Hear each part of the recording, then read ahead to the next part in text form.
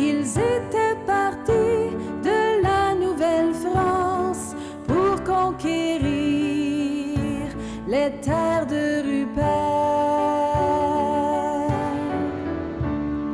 Dans le soleil, le vent ou la pluie, rame, rame, voyageur, le front ridé, les mains gercées, rame, rame, voyageur. Sur la rivière blanche, dans un manteau d'argile, comme il fait bon, le temps est paisible. Dès le printemps, c'est pas trop chaud dans le pays des Témiscamingues.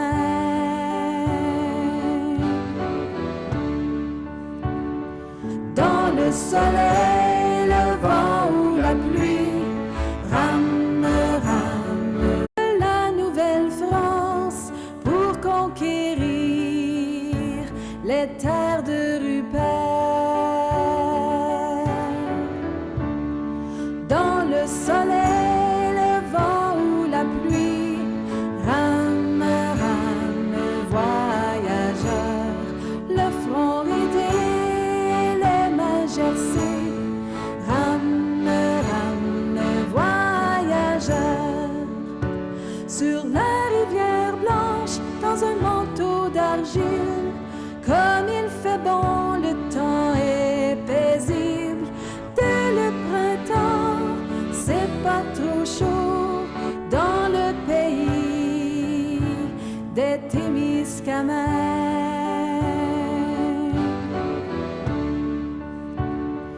Dans le soleil, le vent ou la pluie, rame, rame, voyageur, le front ridé, les mains gercées. Autant que possible, puis il peut dire que le livre va aller un peu loin. OK.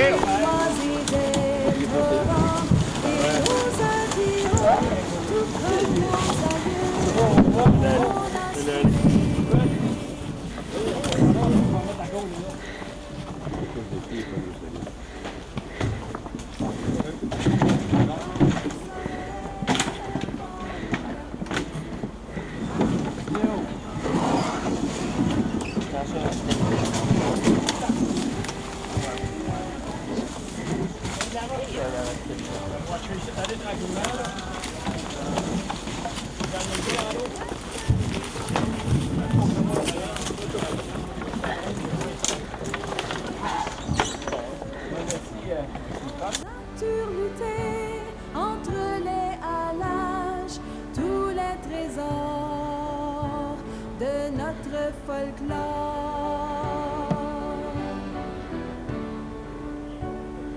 Dans le soleil, le vent ou la pluie, rame, rame, voyageur, le front ridé, les mains gercées, rame, rame, voyageur. La hauteur des terres, c'est toute une fête. Chacun raconte une histoire de conquête. Chevalier de Troyes, chevalier François, dans le pays des Abitibi.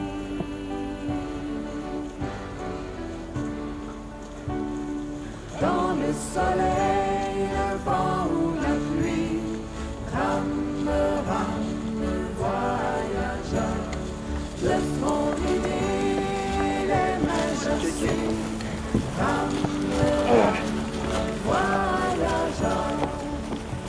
De la Nouvelle-France aux terres de Rupert, quel beau pays ils avaient découvert, autant d'amitié et tant de défis. Mes chers amis, je vous remercie.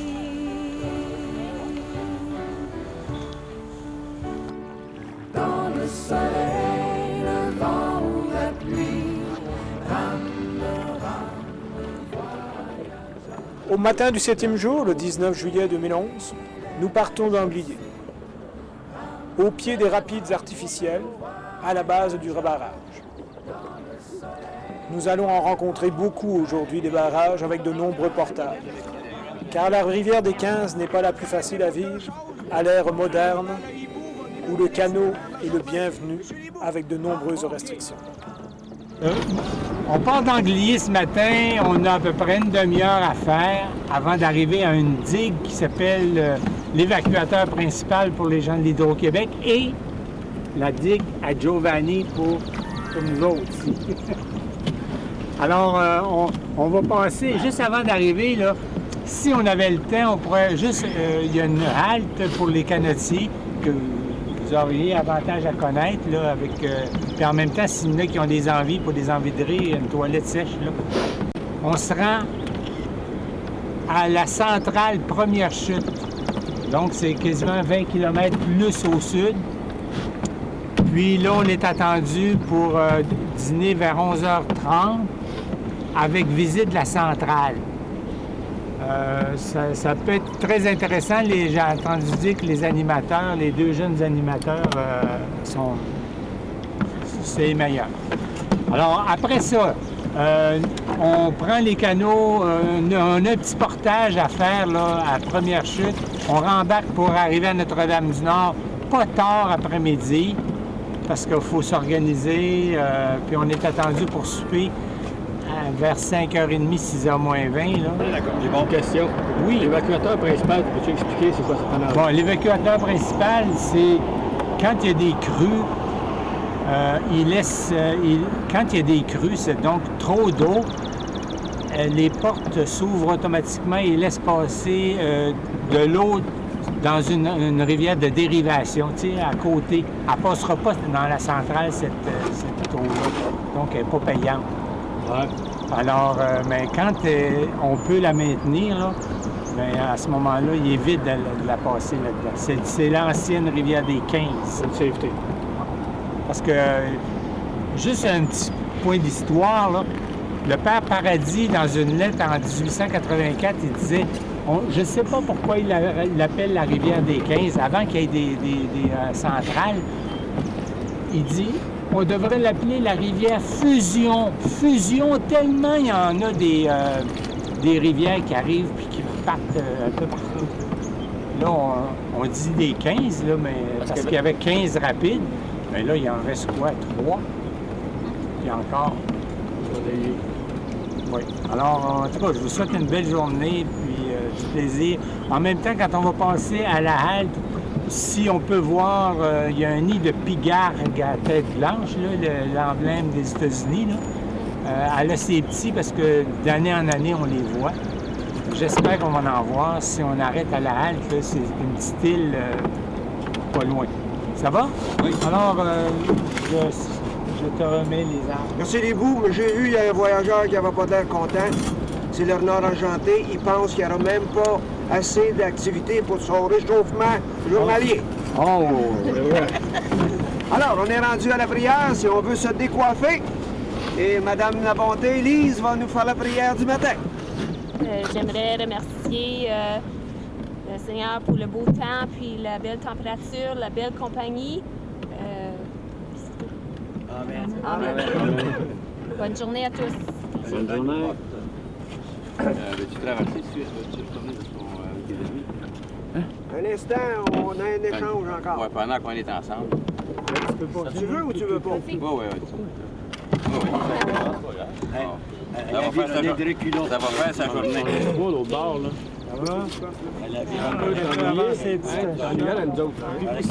C'est même une tête dure. Ah oui, c'est mis du reculon. Avec sa sœur. Là, elle est à sa place. Puis allez, on peut se coucher tantôt, là. On va pouvoir traverser avec vous autres. On va voir ça. Ah, ben là, On est C'est ça. Bien sûr qu'il faudrait toujours dans les plein. OK, on remonte face à la vague à 30 degrés, puis on s'en va à la pointe là-bas. Oui. Ben, salut. 1, 2, 3. Hey! Il en peut pas, votre sac. J'en veux pas. Un bec de Ramaska.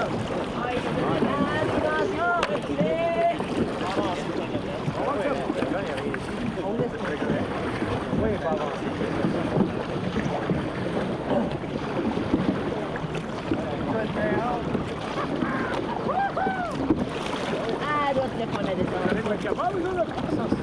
À la claire fontaine, on a promené et trouvé aussi belle que j'y m'y suis baigné.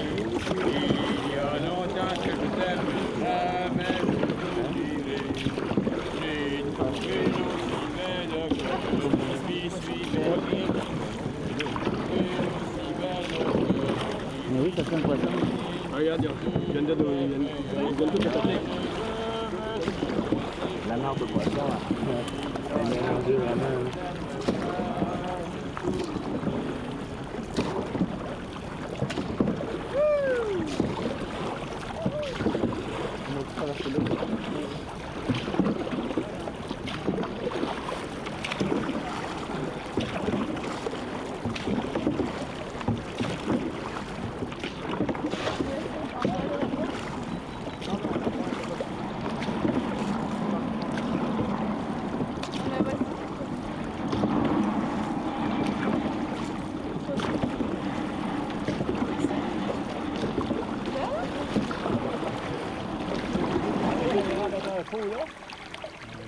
Je comprends jamais quand il passe bon.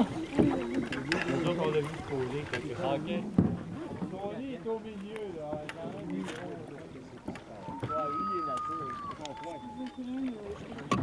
Tu vois-tu bien? Oui. Il tourne la tête. Hey, c'est gros, un sacrifice. Ah oui, c'est un gros ça là. Un, deux pieds de haut, il met. Ah oui, plus. Avec la queue, là? C'est 2 pieds. Ah oui. Ah ouais? Ah, bon.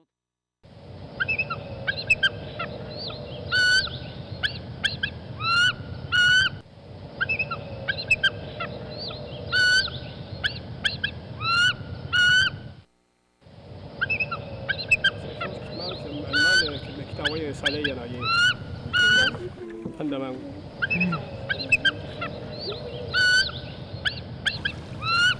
C'est beau. Ouais.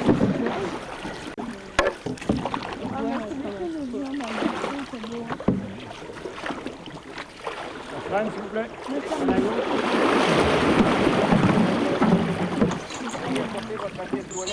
Non, non, il y en a, hein. C'est ça.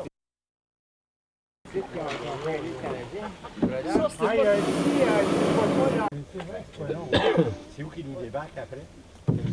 Après, là, ben là, on prend le chemin, il nous direct là. Il reprend le chemin. Soit tu passes ici sur la centrale. On a trouvé des buts. Ils s'en vont à la première chute. Ils sont ici. Là. Nous, là, ils vont nous débarquer juste là. Puis on a amené des canaux. Est-ce que j'ai vu ça? Ouais, mais. Est-ce que j'ai vu ça? On mélange le fond. Les quatre femmes de chemin, c'est toujours bien. Rappelle les femmes de chemin, là. Il y a tout le temps des boules de gaz qui remontent. Tu veux faire un bateau? C'est rapide des îles, c'est rapide des îles, je me rappelle ça. C'est rapide des îles. La salade, je me rappelle. C'est clair, mais sauf qu'on s'entend que c'est pas pareil. Rapide des îles. Les gens comme nous autres, ils nous Tortue ou en castor? si on est respectueux de ce qu'ils donnent. Il n'y a rien qui décore. Les canards plongeurs. Ils sont capables de faire. C'est qu'à un moment donné, je sais plus lequel. On aurait pu t'appeler petit mois, c'est réduction. Un petit saut. Un petit tantôt, elle va sourire. Ça fait 15 minutes qu'on s'en va là-dessus. Là, tu me dis ça. Un petit sourire, Michel. Les deux lèvres bien collées taille. Un petit sourire. Hé, Frémousse! Ils ont senti ça à pointe. Souris! T'as pas loin du bateau. D'autres, il faut virer ici. On l'a travaillé en 2010. Tu vois pas comment on la voit, là? Ça va-tu marcher ton affaire? En 2010. Ils sortent avec le bout. Ouais. On reste dans le canot, on strap, on va l'autre bord. Oui. Ben, il va falloir tenir notre balai. Parce qu'on va pas d'une strap, je te jure que ça va être épeurant. Quelle aventure! Bon, pour commencer, est-ce qu'il y a des volontaires? Une volontaire. Une volontaire. Est-ce qu'elle a de bons yeux? Oui?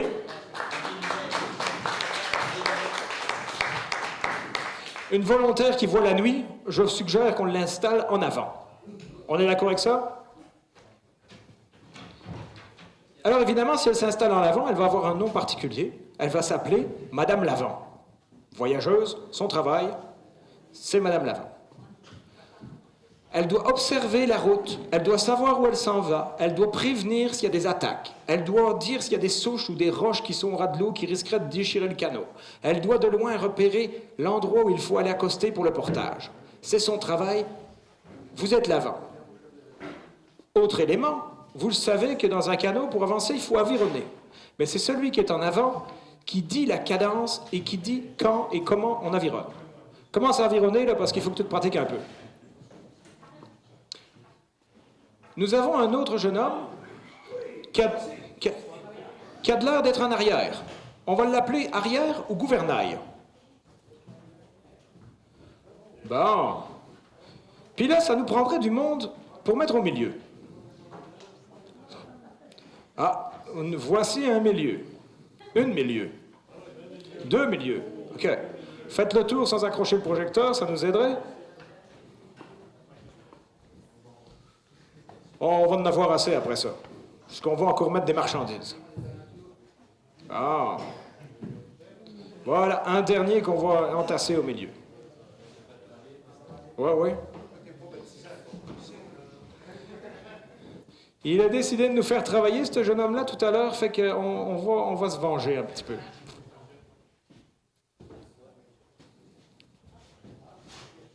Bon. Pendant ce constant, on va parler de notre arrière. Monsieur l'arrière ou monsieur le gouvernail, son travail à lui, c'est de s'assurer que le canot y va par le chemin le plus court possible, de pointe en pointe. Pourquoi? Parce que quand on fait des détours, on perd du temps. Si on perd du temps, on perd de l'énergie. Donc la compagnie n'est pas contente parce qu'on n'est pas efficace. Sa job en arrière, c'est de savoir où on va, de prendre le chemin le plus court et bien sûr de regarder tout ce qui se passe dans le canot. Avec ton aviron, es-tu capable de rejoindre la tête de celui qui est derrière l'avant?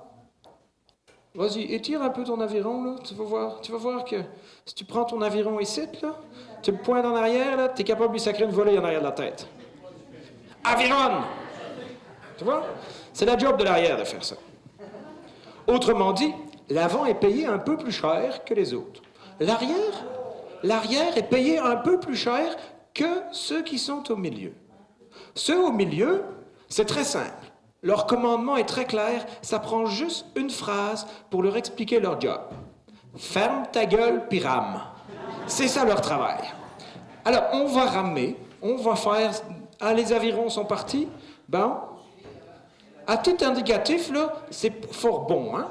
On attend que vous plantez l'aviron dans l'eau au moins 60 fois à la minute. Ça veut dire une fois par seconde. OK?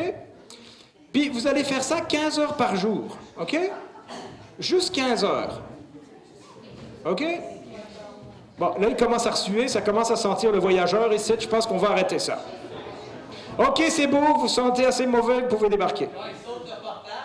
Oui. Faut qu'il fasse le portage?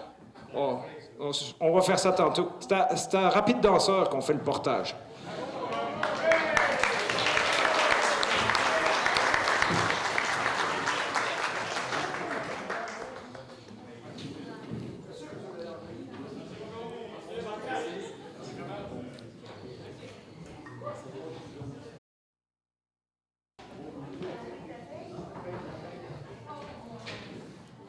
Oui, ils ont droit à une petite récompense, bien sûr, parce que sinon, ils vont trouver qu'on n'est pas du bon monde.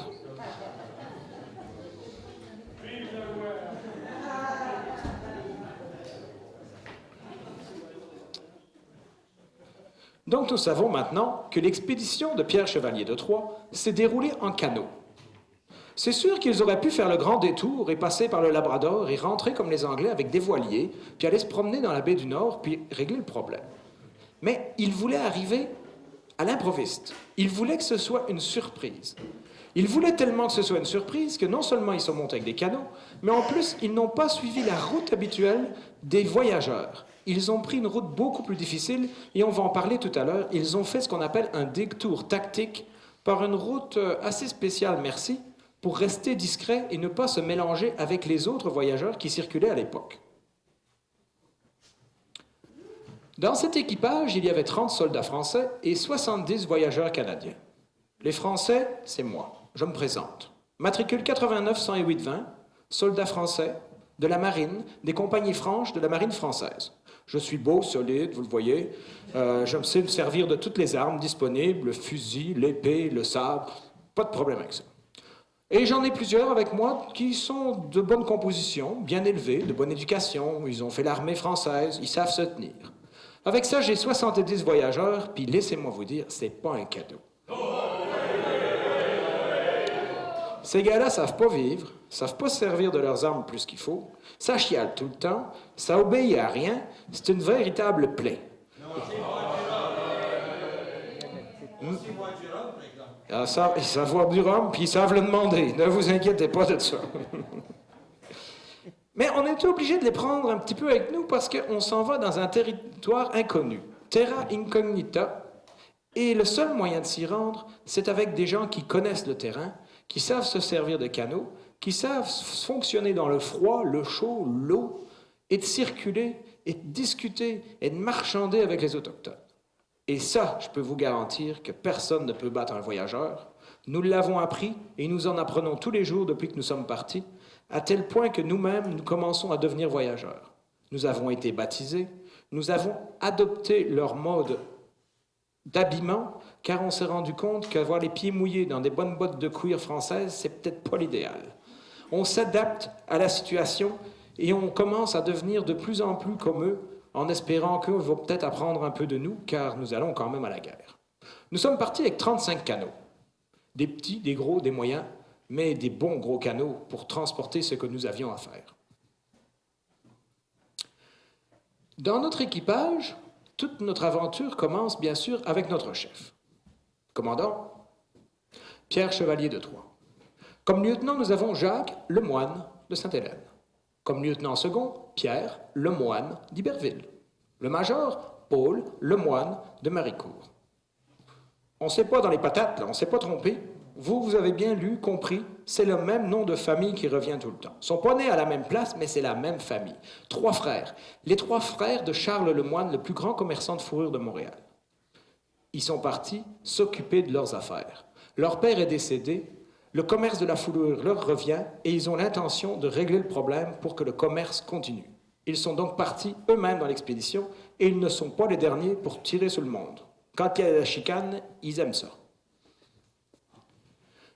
Pour éviter tout problème et s'assurer la protection du Seigneur, nous avons bien sûr un aumônier, Antoine Sylvie, qui est un père jésuite. Nous avons également un aide-major, le sieur Zacharie Robutel de Lanoux, qui, comme pas au hasard, est le beau-frère de Lemoine. C'est pas une gang de Hells Angels, mais en tout cas, ils sont full page. Ils se tiennent pas mal serrés. Ils sont certains d'être ensemble. Il y a le commissaire aux vivres, le sieur Pierre Lallemand, et en plus, nous avons un capitaine des guides, Pierre Lamoureux de Saint-Germain.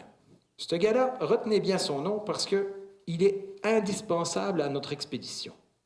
Pierre Lamoureux de Saint-Germain connaît très bien le territoire car il est allé installer des postes français dès 1673.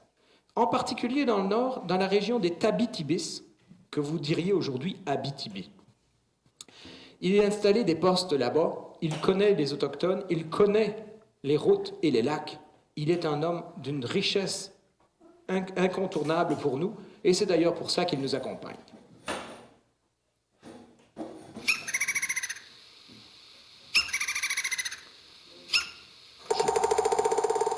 Je vous en ai glissé un mot tout à l'heure. Les Canadiens, pas trop sûrs qu'on peut leur faire confiance. Ils sont un petit peu bizarres des fois. Puis ils sont jeunes, puis ils sont fougueux. À tel point que le marquis de Denonville, gouverneur et lieutenant général pour le roi en Canada et en Acadie à Terre-Neuve, a écrit un jour « Je ne saurais, monseigneur, assez vous exprimer l'attrait que tous les jeunes gens ont pour cette vie sauvage, qui est de ne rien faire, de se contraindre pour rien, de suivre tous ses mouvements et de se mettre hors de la correction. Des jeunes qui ne veulent rien faire, qui n'écoutent pas ce qu'on leur dit, qui font juste qu'est-ce que ça leur tente, qui sont un petit peu paresseux sur les bords, puis qu'ils envoient chier le père, puis le maire ou le chef. Il me semble que j'ai déjà entendu ça quelque part. Plus ça change, plus c'est pareil. Alors imaginez ces jeunes fous, quand ils vont être lourdement armés, qu'est-ce que ça va donner? Parce qu'armés, ils vont l'être. On s'en va avec de la poudre, du plomb, du tabac et des munitions, des fusils et leurs fourreaux, 50 pistolets, 100 baïonnettes pour mettre sur les fusils, 50 grenades et bien sûr un paquet d'épées et de sabres. Ça risque d'être dangereux avec ces jeunes fous-là. En tout cas, il faut bien aller à la guerre. Alors on y va. Seulement, voilà, nous les beaux soldats français, on sait se tenir. On sait comment respecter des ordres. Eux, il va falloir qu'on leur apprenne. Et c'est tout un défi. Mais nous avons espoir que si tous ne sont pas soldats, ils vont le devenir. Le nommé Pourpoint déserta après avoir fait plusieurs vols et commis les désordres qu'il a expiés depuis sur un gibet. Je fis attacher un Canadien à un arbre pour le punir de quelques sottises qu'il avoisine. Et je connus dans cette occasion le caractère des Canadiens, dont le naturel ne s'accorde guère à la subordination.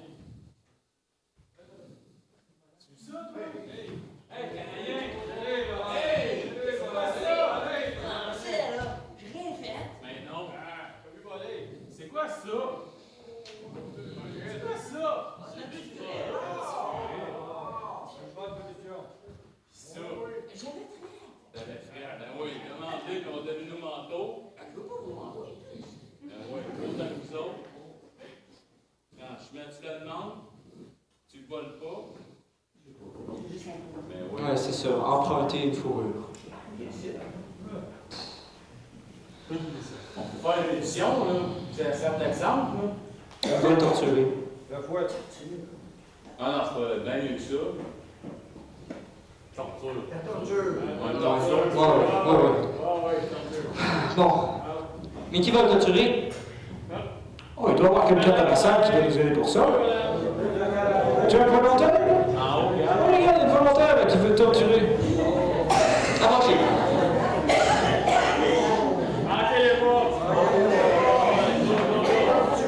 Mon commandant, le torture de la château, ça devrait être suffisant pour lui? Oui, ça sera suffisant. Faut que ça ravelle, faut que ça ravelle.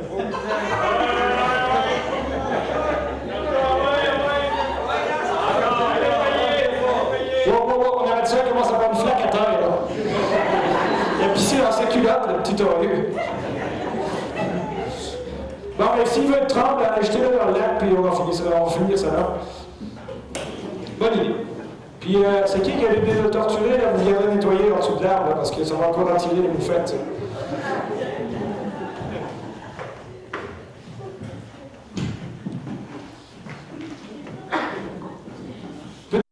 Les fourrures qui intéressent.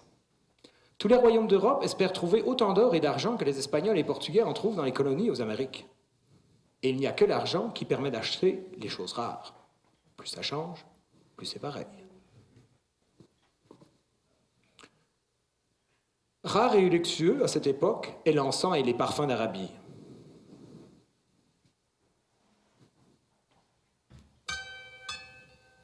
Rares et luxueux sont les textiles et les épices de l'Asie.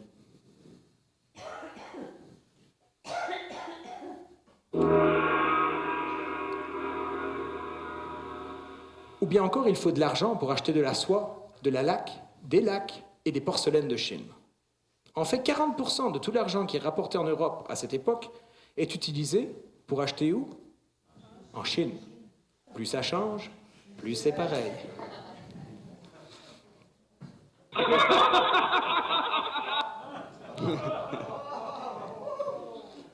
Aujourd'hui, nous sommes partis de Anglier et nous avons avironné sur l'eau. Puis après ça, on a rencontré quelques petits barrages. Des gros castors, vous avez par ici. Des castors hydro-québécois. Et ça fait travailler et ressuer pas mal. À tel point qu'on est arrivé ici, on avait mal partout. Et on va devoir ce soir faire la même chose qu'on ferait si c'était un jour de brouillard, ou un jour de grand vent, un jour de ménage, ou une journée d'amusement. Nous allons jouer maintenant. Jeu de voyageurs, bien sûr. Renard, tu connais ta job? Je te laisse la place. En effet, on jouait des jeux. Quelqu'un pourrait me dire quelle sorte de jeu on jouait? Tir au poignet en est un. Tir du renard en est un. La jambette en est un autre. L'aviron, c'en est un autre. Ouais, ils connaissent tout ça, on va pas voir plaisir à avoir des volontaires. Hein? On va commencer par la jambette. Quelqu'un veut lire pour la jambette? On préfère des créatures pour la jambette, bien sûr. Hein? Ah, on a deux ici. Ah ah. On se couche?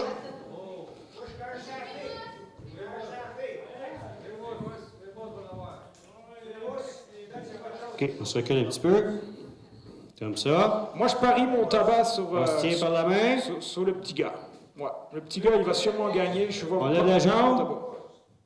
Et on compte à 3. Et à 3, il faut accrocher le talon et renverser l'adversaire. OK. Attends une minute. C'était juste un exemple. OK. Oh, ça sent pas bon. OK. On va commencer, là. 1, 2 et 3. Oh! C'est beau!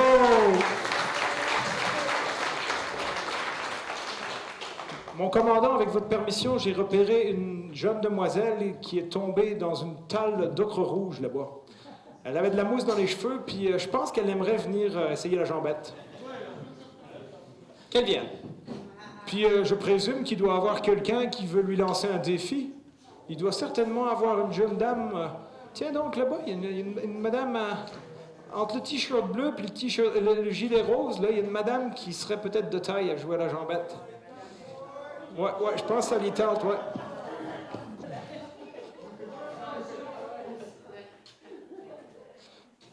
Hé, l'ours noir, tu vois-tu le gilet rose là, puis le t-shirt bleu? Entre les deux, il y a... Juste ici, ouais. entre le bleu et le rose. Ouais. Oh. Celle-là, en blanc.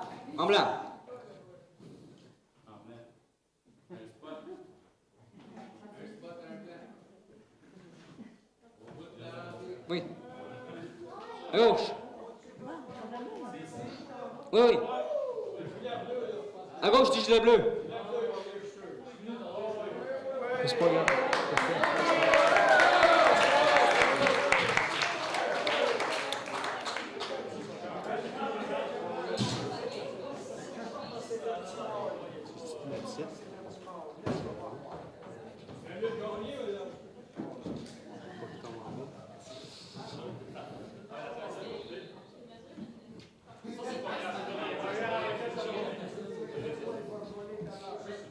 On sait depuis longtemps que la taille du voyageur ne fait pas sa vertu, c'est son courage et sa volonté.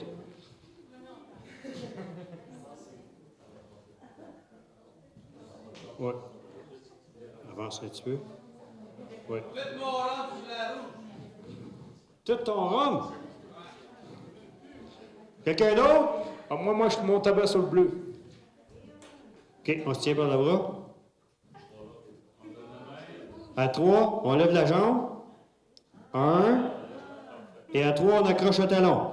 2. Et 3.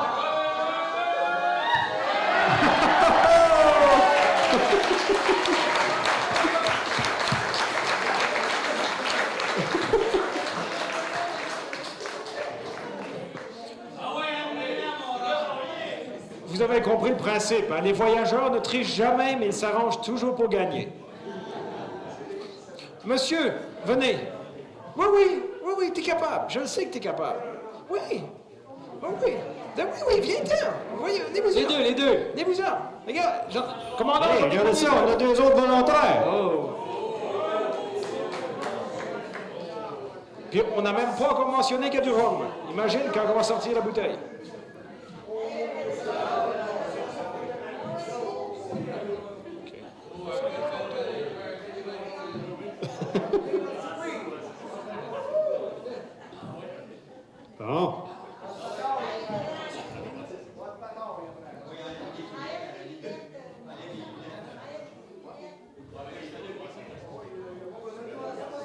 Tiens, il y en a qui connaissent ça, là. Oh.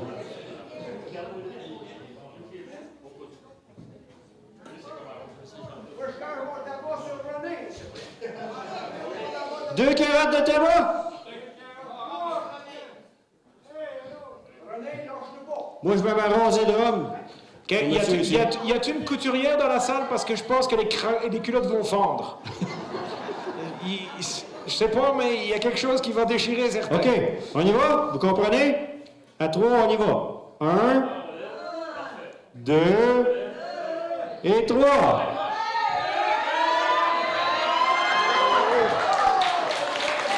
Oh!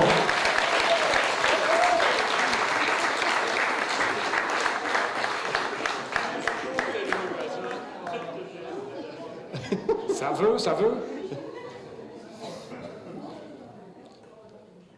Il y a une cousine qui veut lancer un défi à l'Aviron.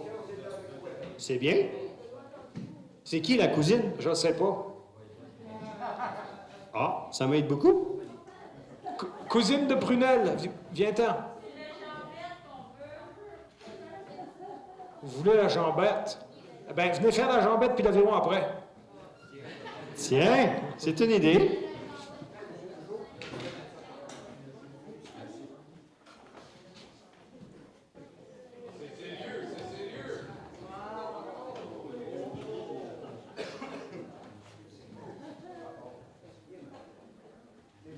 Bon, ben, vous êtes supposé parier, là. J'entends pas que ça parie fort, là. J'espère que vous avez amené votre tabac, vous avez amené votre or. Avez-vous des pipes? Est-ce qu'il y a du monde qui a amené des pipes à parier, là? Parce qu'on en a cassé plusieurs.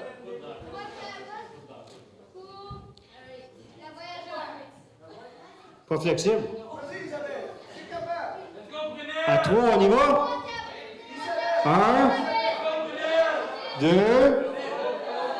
et 3.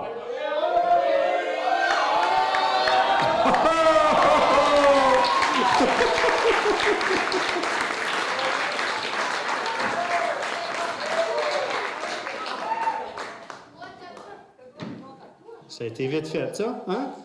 Oh, c'est l'Aviron. C'est l'Aviron. On change, OK, c'est ça. Le but de l'Aviron, c'est qu'il faut renverser l'adversaire.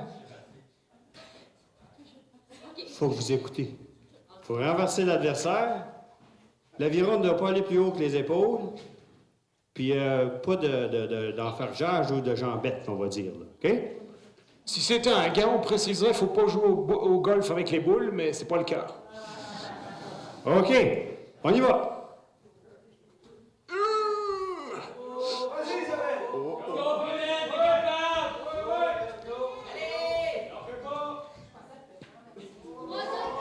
Aïe, aïe.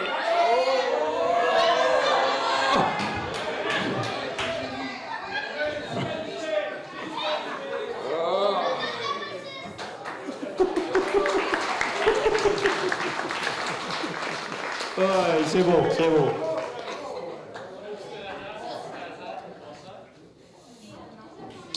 Est-ce qu'on a d'autres volontaires un peu plus sérieux, là, qui vont respecter les règles? Ça a l'air que ça marche pas trop bien, l'affaire. Monsieur Envers? Monsieur Envers? Il fait semblant que c'est pas lui, là. Il est pas vert, il est daltonien aujourd'hui. Il reconnaît plus la couleur de son T-shirt. OK, c'est un T-shirt vert, on confirme. Bon, là, il a plus ses lunettes, fait que faites attention. Oh! Les clés, les appareils auditifs. Bon. Voyageur. Il faudra aller tenir compagnie à la créature, elle s'ennuie toute seule. OK.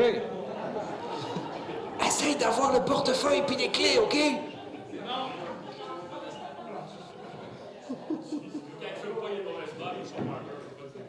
Bon, ben Bruno, t'as pas le choix, il faut que t'embarques. Bruno? Oui. Il n'y a pas de volontaire. Y a-tu quelqu'un qui veut affronter Monsieur T-shirt vert? Non? T-shirt pas de manche? Ah, peut-être le renard. Je peux essayer.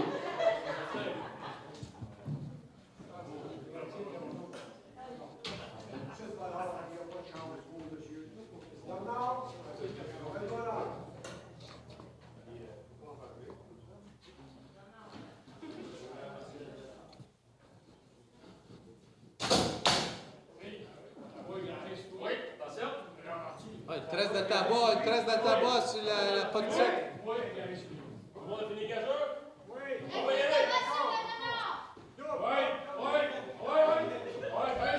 Oh, c'est sérieux!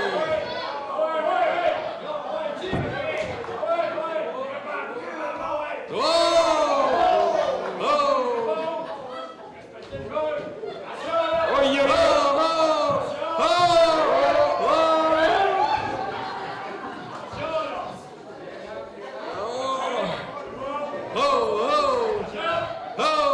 OK, commandant, je pense qu'on a compris. Non, ça va. Assez.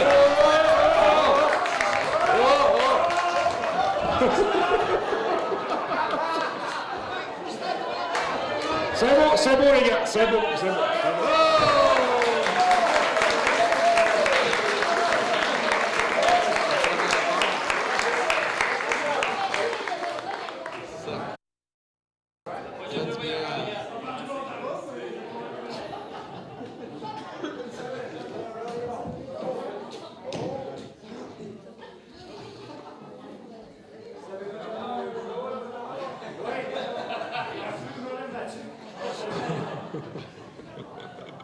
Maintenant, on essaye-tu le tir au poignet?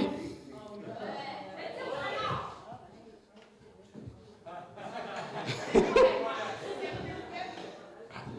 commençons par les dames. Il y en a une, c'est la trenteuse.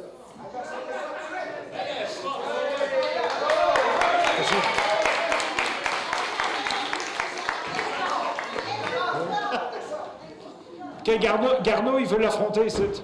Vas-y, Garneau.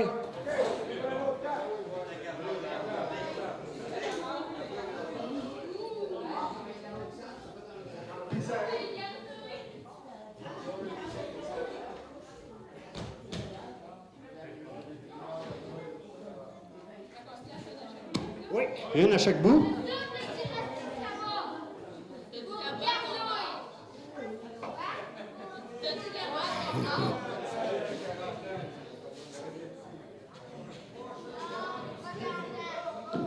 Bon, on est prête? On y va.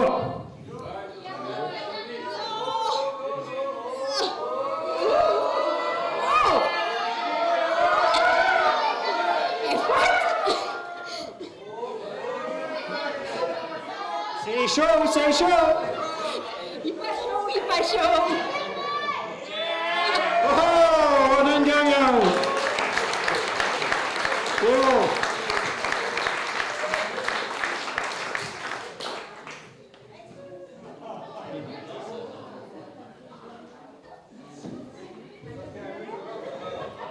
On a d'autres?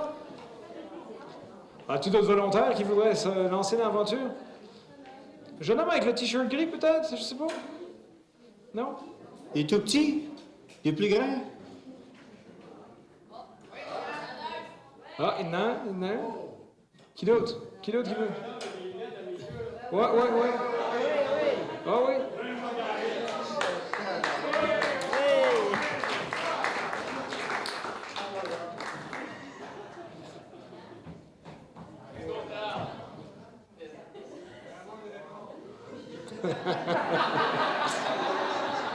Tout est... Le mental, tout est question de volonté, OK? Tout est dans la tête et dans les culottes. On est prêt? On y va! Oh, c'est chaud!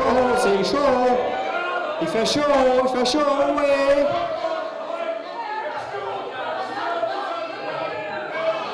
C'est gagné!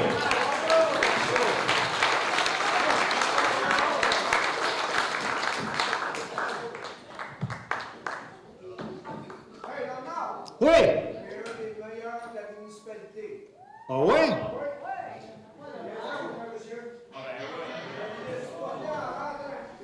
Ah! Ça donne bien, je crois qu'on a un voyageur qui veut essayer ça, ce monsieur-là. C'est notre plus faible. Ouais! On va mettre notre plus faible sur cet homme-là. Bruno s'en vient. Ouais, Bruno s'en vient.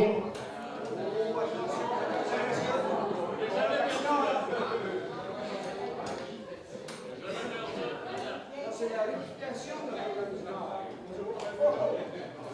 Bonjour. Juste une chose à dire, bonne chance.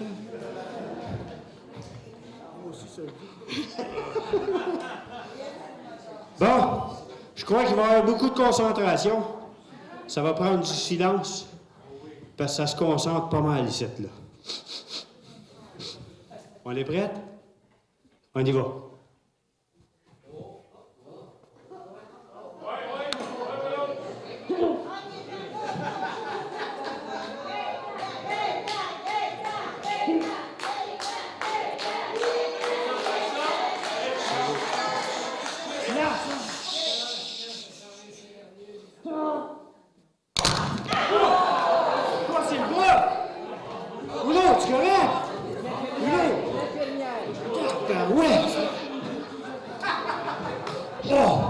Qu'est-ce qu'on fait?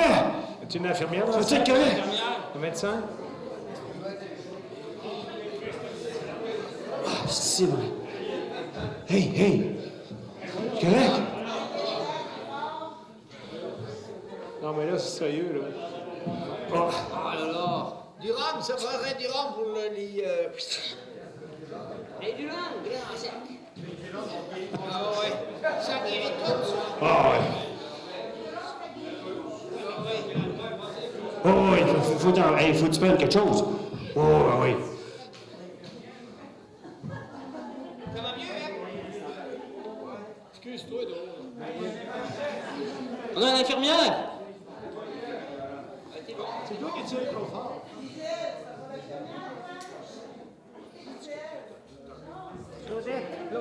Tu es un docteur dans la salle? Ah! On va voir ça, Claudette, parce qu'on n'est pas sûrs, nous autres. Allez, venez! Docteur s'en vient. Approchez. Docteur s'en vient.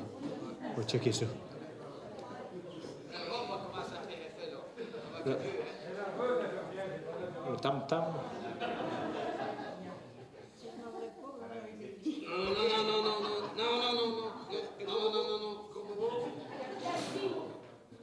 Non, un peu plus bas, un peu plus bas.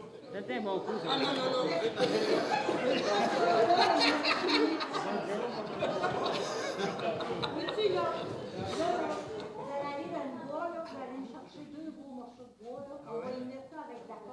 On va continuer notre voyage un petit peu, sinon on ne rendra jamais à la baie du Nord.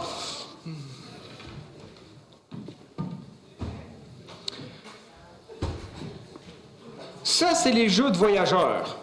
Mais autre part, il y a du théâtre. Par exemple, M. Molière, il organise des petites affaires intéressantes. Avant que de parler, prenez-moi ce mouchoir. Couvrez ce sein que je ne saurais voir. Par de pareils objets, les âmes sont blessées. Et cela fait venir de coupables pensées. Vous voilà donc bien tendre à la tentation. Et la chair sur vos sens fait grande impression. Et je vous verrai nu, du haut jusqu'en bas, que toute votre peau ne me tenterait pas. Il n'est pas le seul, Molière, à écrire des choses intéressantes à l'époque. Campistron et Baron font aussi des bonnes pièces de théâtre. Du côté de la musique, c'est Kurt, Torelli, Purcell ou Scarlatti qui volent la vedette et qui organisent des concerts et qui présentent de bonnes pièces de musique. Mais le plus connu et le mieux payé de tous est bien sûr le musicien du roi, Jean-Baptiste Lully. Je vous le présente.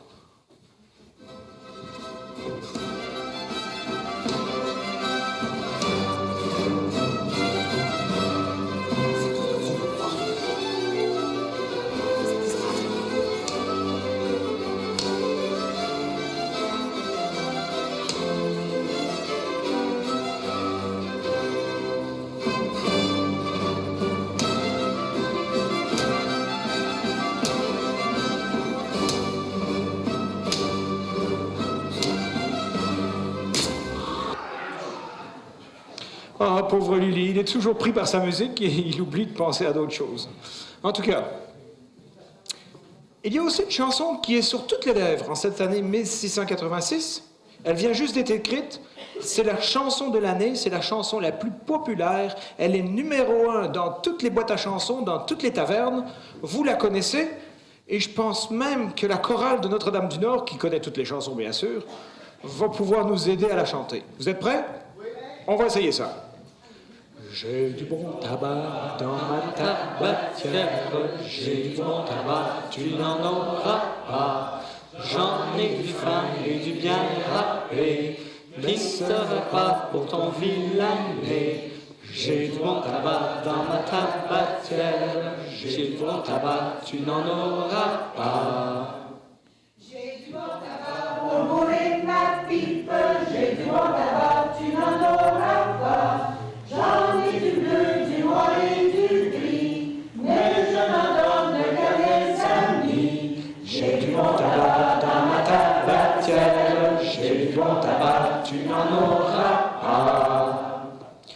Puis j'espère que le gars ou la madame qui l'a écrit, sûrement un gars à cette époque-là, il l'a enregistré parce que depuis 1686, il doit avoir fait un méchant paquet d'argent pour les droits. En tout cas, c'est juste une petite affaire. Rossignol, viens donc en avant parce que une chanson, c'est important pour les voyageurs, très important même, à tel point que ce gars-là, là, il n'arrête pas de nous écœurer en disant qu'il est payé plus qu'en avant et plus qu'en arrière. Tout ça parce qu'il s'appelle le Rossignol. J'espère qu'il y a d'autres choses que ça, là. C'est pas juste ton nom qui fait que t'es payé plus cher. Ah, du tout. Bon. De fait, lorsque les compagnies à l'époque embauchaient des voyageurs, c'est important qu'il y ait parmi les voyageurs un qui pouvait chanter. Évidemment, ça aidait à réduire la monotonie de la journée, mais plus que ça, le chant dans les canots aidait à établir une cadence. Puis une bonne cadence dans les canots, on navirait ensemble, les canots avançaient plus vite, donc les compagnies faisaient plus de profit, et puis c'était plus efficace. Donc les voyageurs, le voyageur qui savait chanter, donc, était payé beaucoup plus cher que ces autres Canadiens. Alors, une de ces chansons, vous en avez entendu plusieurs ce soir avant le spectacle. D'ailleurs, il y aurait eu plusieurs d'entre vous qui auraient été prêts à signer des contrats. Les compagnies auraient été contentes de signer des contrats avec vous autres, franchement, parce que vous avez fait un très beau spectacle.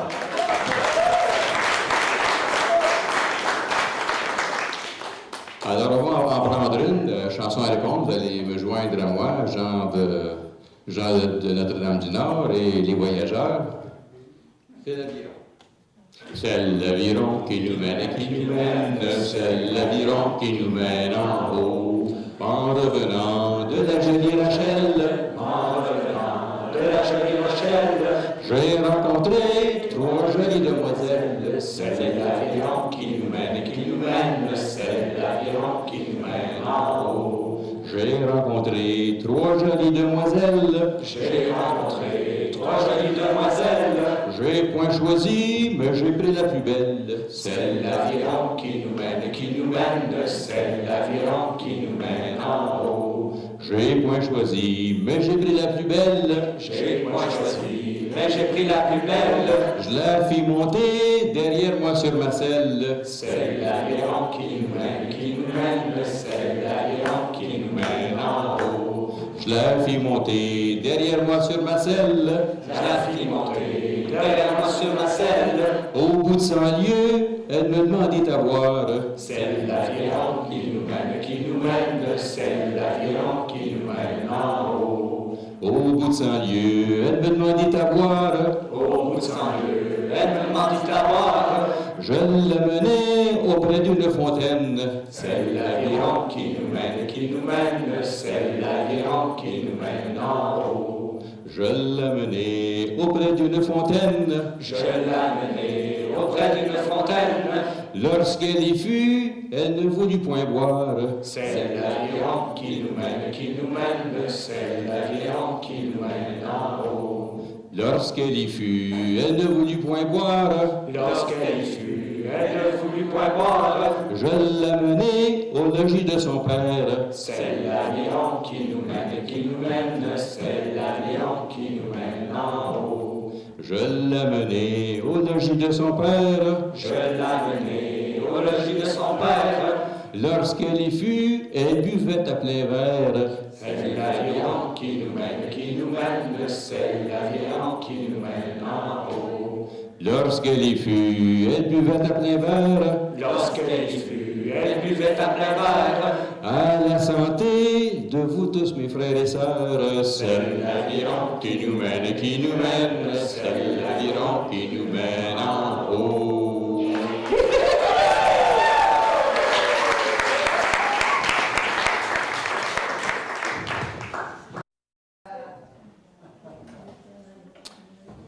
La cigale ayant chanté tout l'été se trouva... Non, c'est pas la même affaire. Ça nous arrive d'être distraits, nous les voyageurs aussi. En particulier, je suppose que ça devait être un voyageur, un Canadien, sûrement pas un soldat qui a fait une erreur pareille. Non, impossible. Nous sommes trop précautionneux et trop attentifs pour cela. Toujours est-il que le 30 mai 1686, nous avons allumé un feu de camp, comme tous les jours, pour faire cuire notre soupe au pois, pour faire fondre notre colle de canot, pour chasser les bébites et nous éclairer un peu. Malheureusement, un de nos feux a été mal éteint, et le lendemain, quand nous sommes partis, le vent s'est levé, et le vent a soufflé, et le feu a repris, et le feu s'est développé à tel point qu'il nous a rattrapés. En plein au milieu d'un portage, nous avons été entourés, submergés par les flammes.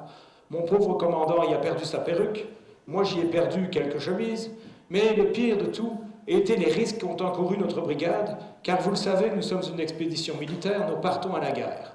La grassette, l'homme, la grassette, l'homme! Le feu, le feu!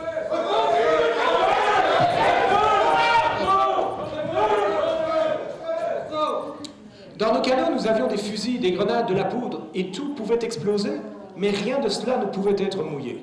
Il a donc fallu redoubler de vigilance. Certains ont dû se rouler dans l'eau et protéger leurs canots du mieux qu'ils ont pu en trempant des couvertures. D'autres ont dû creuser à toute vitesse des trous dans la terre pour recouvrir leurs munitions pour que le feu passe au-dessus sans aucun danger. Nous avons souffert et nous avons appris une grande leçon cette journée-là. Lorsque l'on fait un feu, on l'éteint. Bien. Si le rang est sauvé, nous pouvons continuer. Et nous continuerons. Après 60 jours de voyage, on arrive enfin à la hauteur des terres. La hauteur des terres, c'est l'endroit de démarcation, de partage des eaux. Partis de Montréal, nous remontions le courant. Nous remontions le courant qui coule vers le Saint-Laurent. À partir de la hauteur des terres, nous allons descendre le courant, nous allons descendre les rivières et les lacs qui vont nous conduire à la baie du Nord. Atteindre la hauteur des terres, c'est atteindre le sommet du monde, c'est atteindre l'endroit magique, c'est atteindre l'endroit proche de Dieu. C'est peut-être atteindre l'endroit où le conteur pourrait nous raconter quelque chose. Où est le conteur?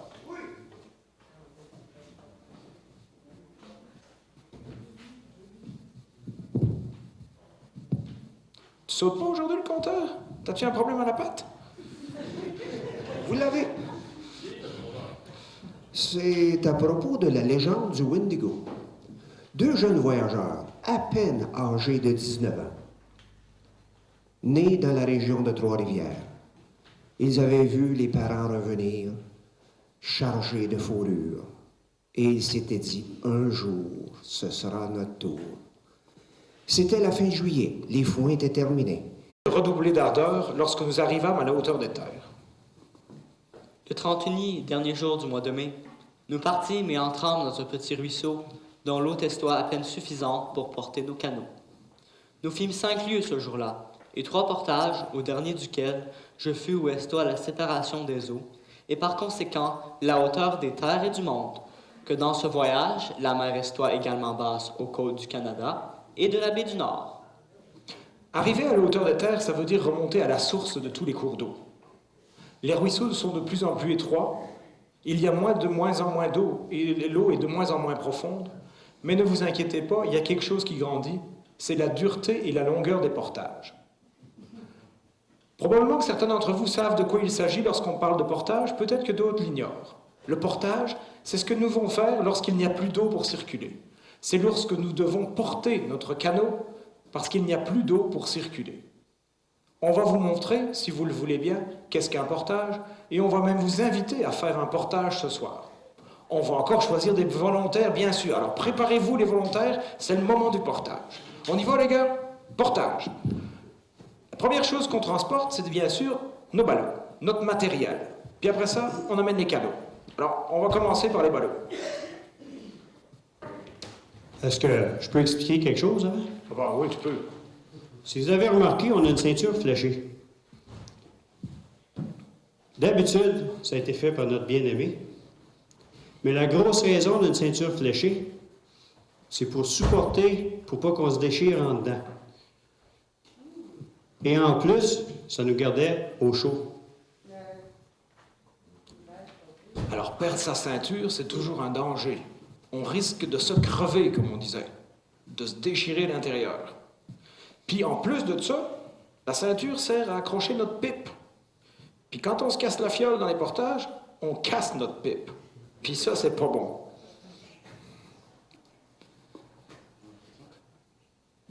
Après, allez-y. Faut d'abord se placer comme du monde. Pour être solide, il faudrait peut-être être deux, parce que les gars sont fatigués. Là. Bon, on va voir si le travail de l'infirmière est efficace. Un ballot, 90 livres. Un deuxième ballot, plus 90 livres. On est rendu à, je sais pas compter, fait qu'il va falloir que vous m'aidiez. 80 plus 80, ça fait combien? 160 livres. On va en mettre un troisième parce qu'il n'a rien fait aujourd'hui. L'autre bras, l'autre bras. Bon, c'est le forgeron sans mal, watch out.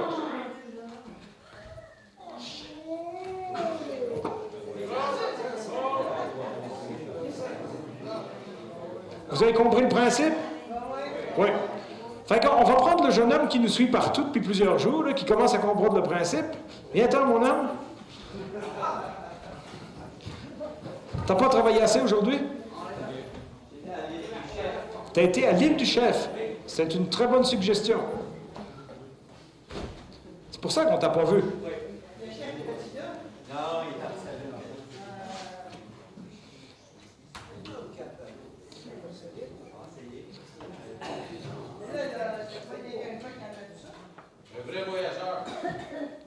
Alors, chaque voyageur est responsable de 6 ballots.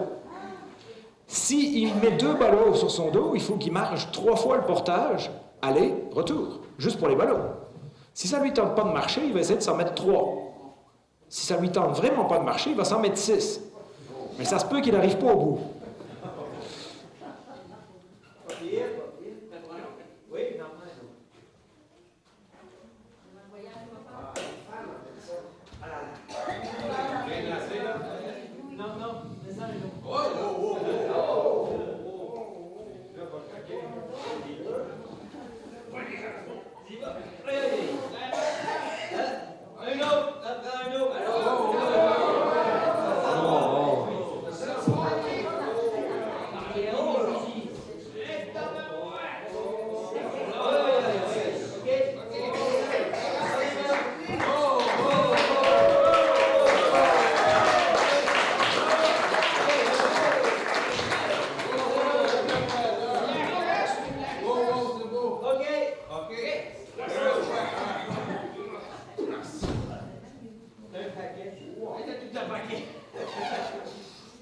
« 360 livres pour monsieur.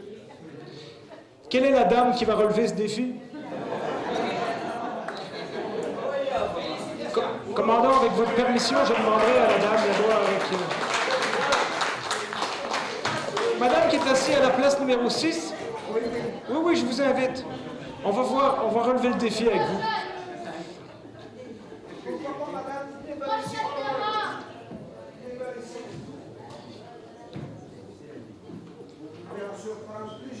C'est un défi très facile, vous allez voir.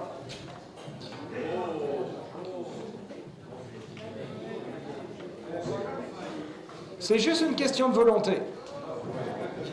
C'est ce que le commandant nous répète depuis le départ de l'expédition. Quand on veut, on peut. En effet.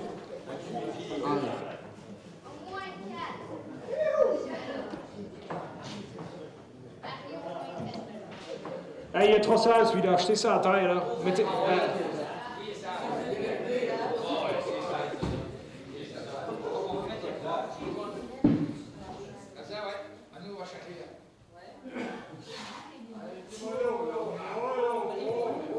90 livres, madame. Il faudrait qu'elle plie les genoux un peu plus parce qu'elle va se faire mal au dos, la pauvre. 90 livres. Un autre 90 livres. Oui. Elle est raide, la jeune dame?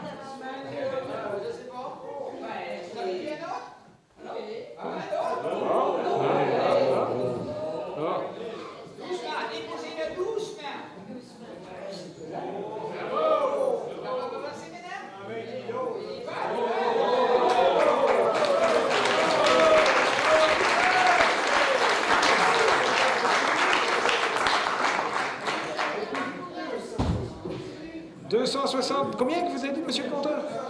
270 livres. Quand on vous dit quand on veut, on peut, là, vous avez la preuve aujourd'hui.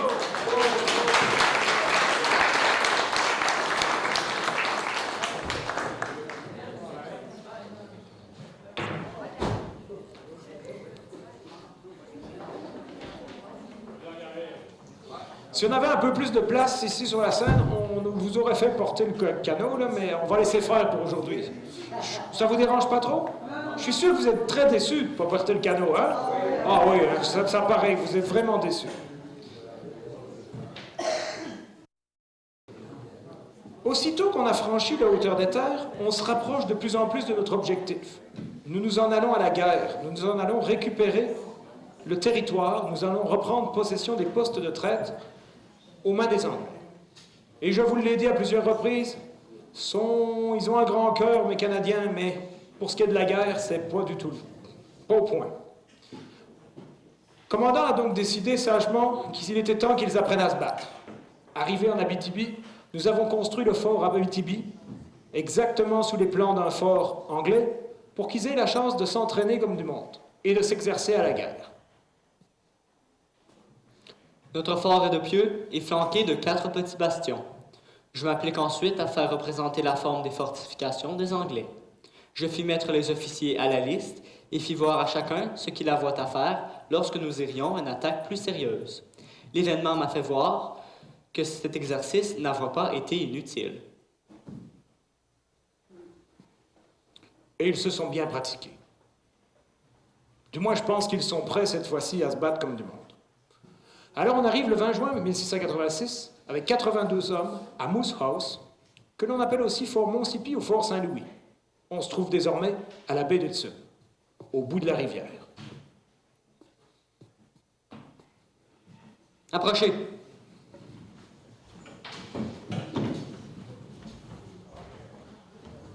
Approchez.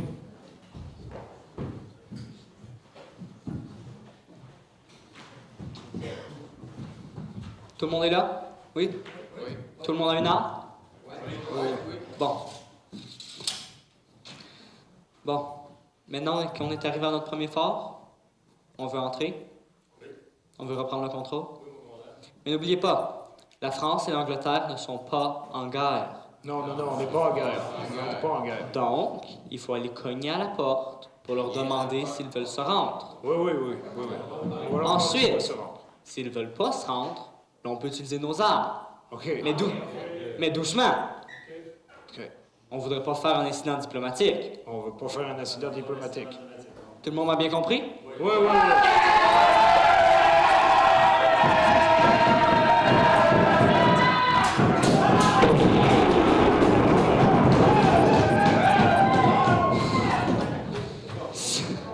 C'est quoi ça? Qu'est-ce qu'ils font? Qu'est-ce qu'ils font? C'est Revenez! C'est canadien. Aucune manière. Mais ils ont gagné, oui, mais... Ouais, vous l'avez eu.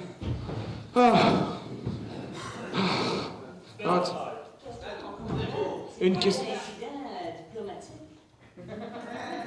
C'est quoi un incident diplomatique? C'est ce que tu viens de faire! Espèce d'idiot!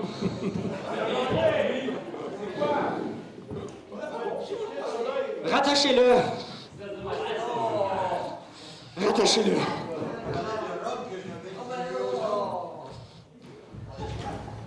Oui, pas de drame. Attends, on a quand même bien travaillé, mon commandant. Hein? Je trouve qu'on a fait du beau travail. On a quand même gagné, hein? Ouais, vous avez quand même gagné, mais... Une chance que les soldats français, bien entraînés, étaient là, parce que sans ça, je ne sais pas ce qui serait arrivé. Ouais, c'est ça.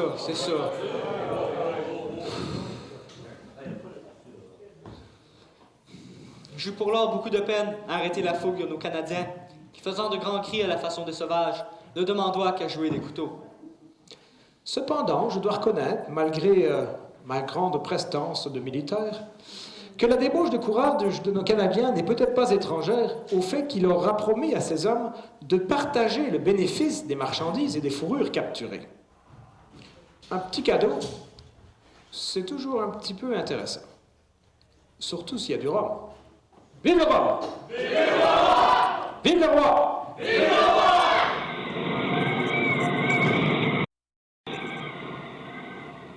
Nous continuons nos attaques et le 3 juillet 1686, on réussit à vaincre le Fort Charles à l'embouchure de la rivière Rupert. Une fois de plus, les Canadiens décident d'en faire à leur tête. Iberville décide qu'il s'attaque à un bateau anglais qui mouillait non loin et il prend possession du Craven. Les Canadiens n'y trouvent pour toute garde qu'un homme enveloppé dans sa couverture qui dormoit tranquillement. Bonne prise cependant, car le navire était armé. Canons, boulets, nourriture, couverture, fusils, épées, toutes ces choses-là, on peut s'en servir. Le 25 juillet, il faut prendre le fort Albany, Kishikuan. Cependant, comme le vent continua à être contraire, nous n'avions plus de vivres. Nos gens ne vivaient plus que de Persie de Macédoine. Je leur ai donc proposé à tous de faire un vœu à Sainte-Anne. Car nous avons bien besoin d'un miracle. Nous avons besoin d'aide. Nous avons besoin de ce navire que nous avons pris aux Anglais pour pouvoir attaquer. Il nous faut absolument du vent favorable pour le rapprocher de la côte et pouvoir tirer et s'en servir. Bon.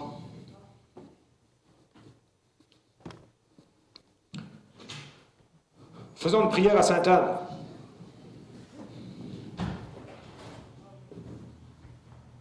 Sainte-Anne, nous avons besoin de ton aide. Le vent est contraire et nous ne pouvons pas continuer notre mission. Nous prions fort pour que tu nous aides. Nous allons chacun donner 40 sols de notre paye pour la réparation de ton église sur la côte de Beaupré. Amen. Amen. Le vent changea donc tout à coup, nous amenant à notre bâtiment, nous ayant promptement fait tirer 8 pièces de canon. Ça arrive des miracles, même en 1686. Le 26 juillet,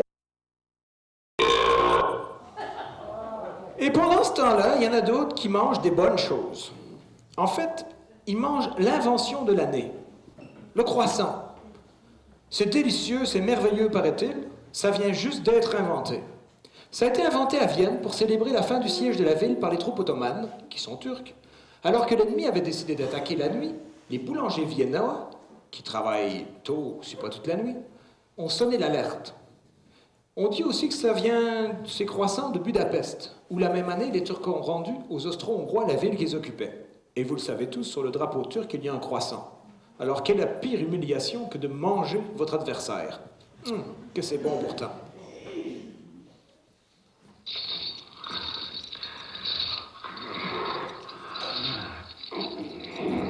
Nous souffrons quelque peu à avironner dans des terres inconnues. Il y a d'autres mondes qui souffrent. À la même époque, des bateaux arrivent aux Antilles remplis d'esclaves noirs qui ont été arrachés à leurs terres d'Afrique.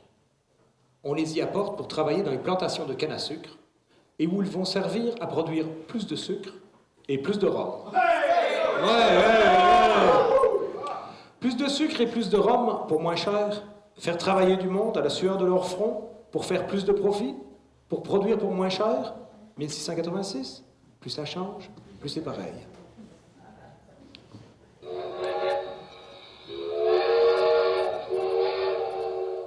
En cette fin du XVIIe siècle, la science évolue elle aussi à grands pas. Denis Papin, après avoir inventé le digesteur, invente le cylindre-piston à vapeur qui va pouvoir donner naissance très bientôt à la machine à vapeur.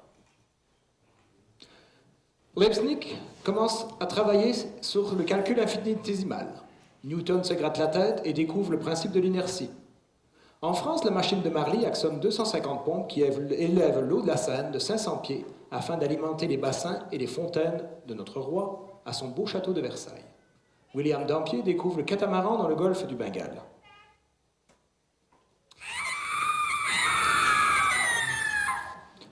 Et c'est aussi cette même année qu'il y a la naissance de la chirurgie. À l'origine, le métier de chirurgien se confondait avec celui de barbier. Malheureusement, en 1686, notre bon roi Louis XIV a un petit problème au trou de cul et il faut qu'il se fasse soigner. C'est son chirurgien, Charles-François Tassy, qui le guérit grâce à une opération risquée et douloureuse. Louis XIV, reconnaissant « Vive le roi !» Vive le roi ! Fait immédiatement organiser la formation des chirurgiens et crée une école à Paris où il va former de très bons chirurgiens. Pour notre expédition, nous avons le meilleur de tout. Vous l'avez vu tantôt, nous avons les meilleurs manteaux qui ont jamais été inventés. Nous avons les meilleurs fusils. Des fusils qui tirent quelques verges plus loin que ceux des Anglais. À tel point que lorsque nous sommes arrivés à la baie du Nord, nous avons pu nous installer devant eux comme si nous étions à leur solde. Nous avons installé nos canons, nos fusils, tout notre attirail. Eux autres, ils nous tiraient dessus et ça faisait ploc devant nous. Nous autres, on ajustait notre tir et c'était ploc entre les deux yeux. C'était pas intéressant pour eux, mais très valorisant pour nous. Nous avions les meilleurs canons, nous avions les meilleurs hommes, et plus que ça, nous avions la meilleure médecine. Pour notre expédition, nous avions avec nous, et nous l'avons encore, un chirurgien de grand renom qui était formé à l'école du roi et qui connaît la médecine parfaitement. L'avantage, étant donné qu'il travaille pour nous, sa médecine est gratuite. Alors je vous invite, mesdames et messieurs, si vous avez des douleurs, des problèmes, n'importe quelle maladie, venez nous rejoindre, ces services sont gratuits, et comme vous le savez, chirurgien ou barbier, ça se confond, si vous avez la barbe trop longue, on va s'occuper de vous. Y a-t-il des volontaires? Il ne doit pas en avoir un qui a trop de poils sur la tête, là. Un petit bobo? Eh oui, c'est moi qui ai le médecin. Pas de mal au dos. Bon, on va s'occuper de ça. Observez. Je sais pas, non, elle veut venir, elle a l'air décidée à venir. Puis je fais la coupe de cheveux, tout, là, en même temps, c'est le même prix.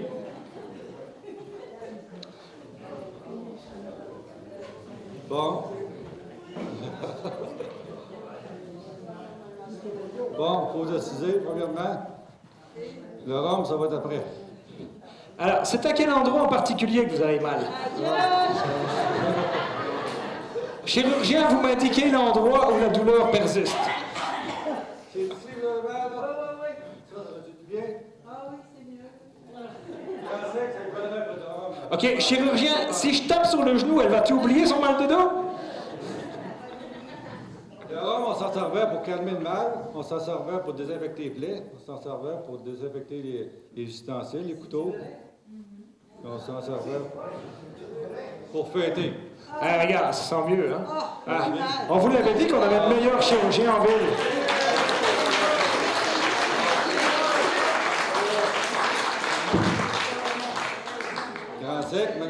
Eh, mais en parlant de... Il me semble qu'il nous a manqué, hein? On est supposé de parler un autre.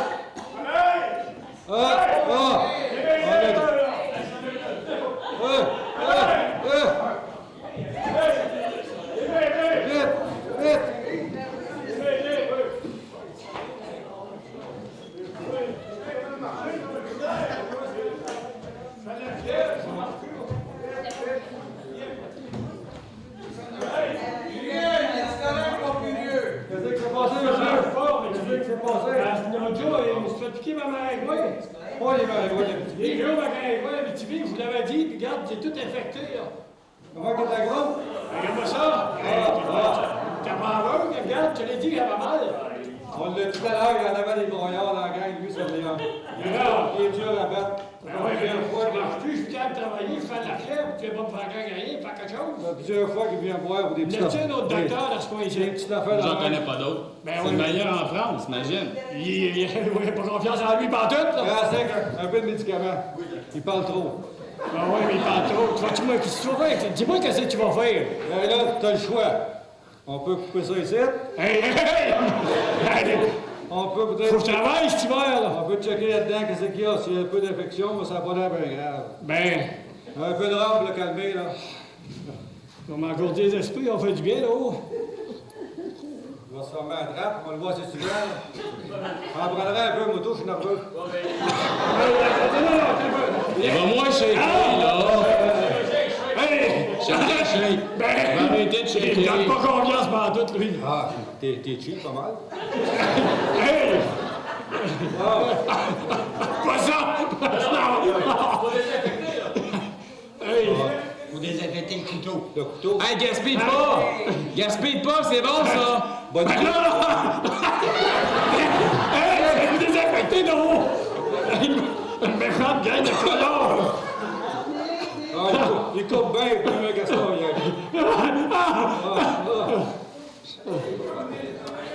Ah! Dégueu! Vous l'avez dit, c'est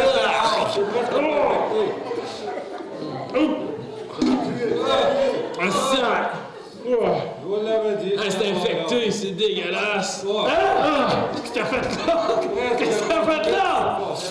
Tabarnak! Quand t'as dit le bon temps qu'il arrête de parler, là. Non, ben... Je l'avais dit, c'est une grande gueule. Comme ça.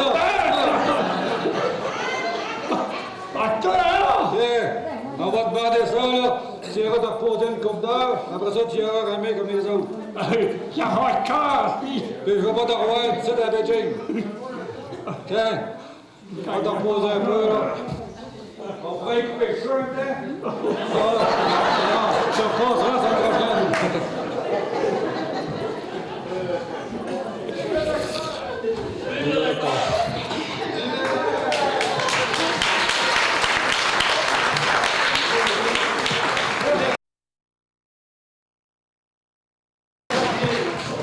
Bon, tout le monde est en bonne santé, il n'y a personne qui peut se faire enlever un morceau, là.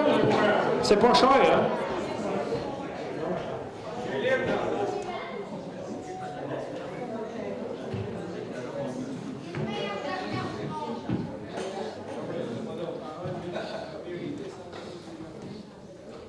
Les maringouins de 3 pieds de large, les mouches noires qui vous arrachent un orteil en passant en courant, là, c'est pas juste les seules maladies qu'il y avait à l'époque.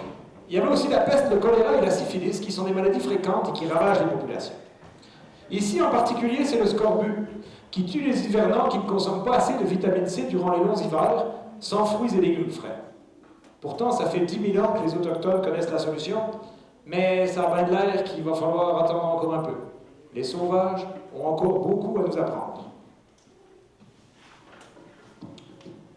Toujours est-il que le 7 novembre, nous arrivâmes à Témiscamingue, où notre retour réjouit fort les François qui y sont. Vive le roi! Vive le roi! J'embarquai le lendemain, après avoir distribué à mes gens du blé d'Inde, avec quoi nous devions faire 6 lieues pour gagner les premières habitations de l'île de Montréal. Je les fis entièrement avec le chef de la nation de Témiscamingue.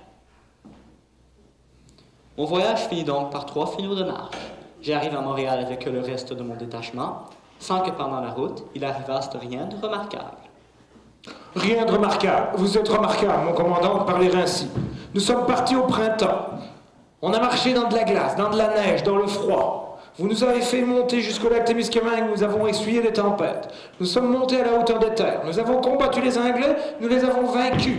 Nous avons ramené un butin de guerre de 50 000 peaux de castor, nous sommes redescendus avec quasiment tous nos hommes, et vous nous dites aujourd'hui, il n'est rien arrivé de remarquable. Je pense que je vais déserter et devenir Canadien. Je n'en peux plus de cette armée de Français. En tout cas, j'espère que vous avez assisté à quelque chose de remarquable.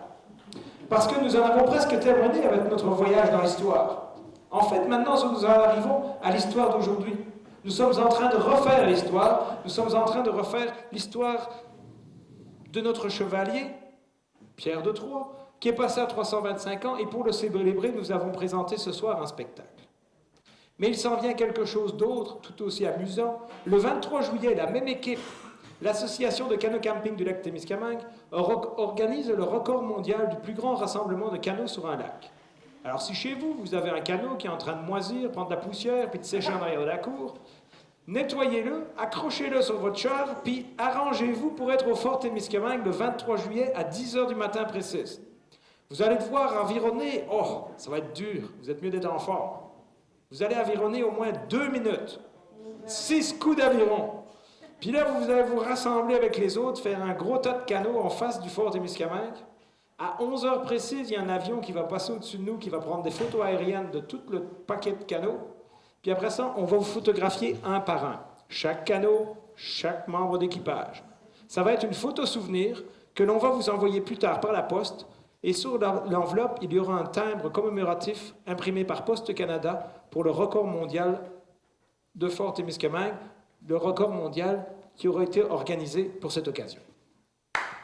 N'oubliez pas ça.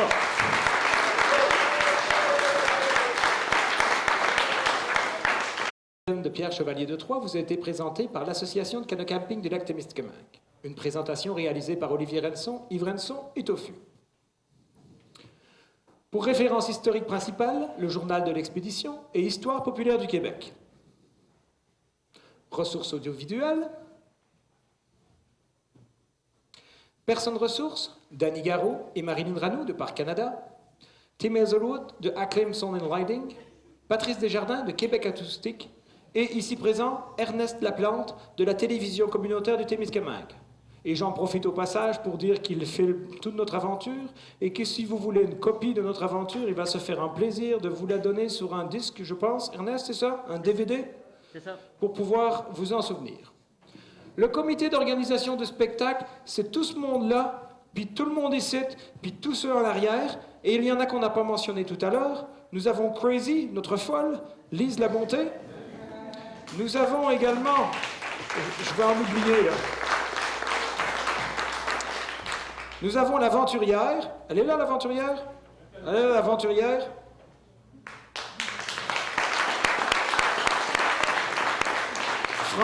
L'aventurière Francine Lamoureux. Nous avons l'épouse du forgeron, qui est sergent. Nous avons également Mademoiselle Robert, que j'ai oublié. Karine, nom de voyageur. Canuck. Hein? C'est ça? Qu'est-ce que j'ai oublié d'autre? L'épouse du hibou, Chouette, bien sûr. Merci, Chouette.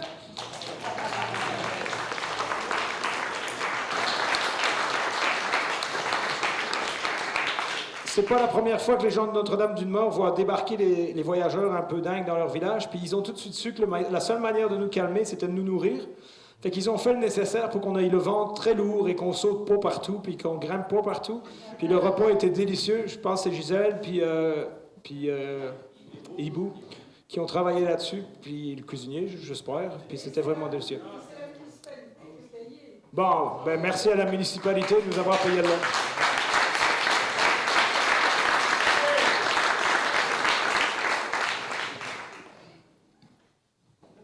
On s'en vient à la fin de notre journée, mais demain, nous en avons toute une autre. Demain, on va continuer notre périple. Aujourd'hui, c'était notre 7e journée? 6e journée?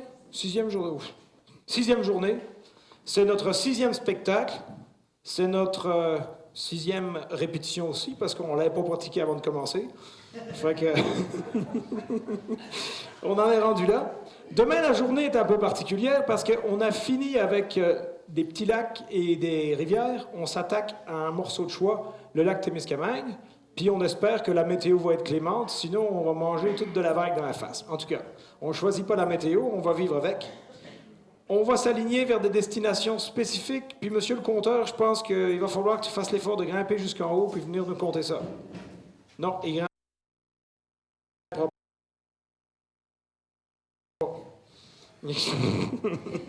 Il n'est pas fatigué, lui. Alors, il y a beaucoup de gens qui se demandent quel est l'horaire demain. Le lever se fait à 6 heures et c'est moi qui ai l'honneur de prendre la chaudière avec une cuillère et lever, c'est l'heure. Puis même, c'est pas croyable. Donc, on se lève à 6 heures, déjeuner. Ensuite, on monte au quai de Notre-Dame-du-Nord dans nos canots. On se dirige sur la rivière des Outaouais, on fait le tour dans le Chenail du Diable, on remonte la rivière Blanche et entre 9h30 et 10h, un événement assez particulier dans le parc municipal de la municipalité de Quécé, près du pont de la rivière Blanche, nous allons faire le dévoilement d'un panneau historique. On vous invite à venir y assister. Il semble qu'il y a quelque chose d'assez intéressant qui s'en vient, donc entre 9h30 et 10h demain matin. Ensuite, on redescend la rivière Blanche, on arrête au parc Sutton, encore pour 1 heure, 2 heures, et puis on se dirige vers Hillbury, où on répète notre spectacle.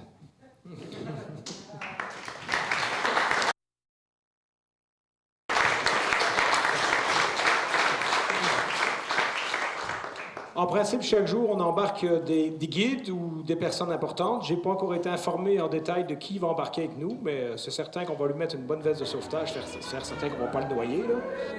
Dans le soleil, le vent ou la pluie, rame, rame, voyageur, le front ridé.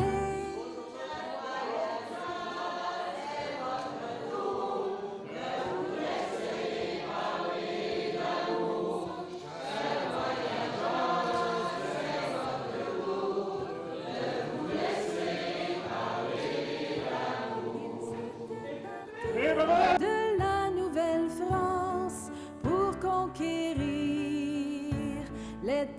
Rupert.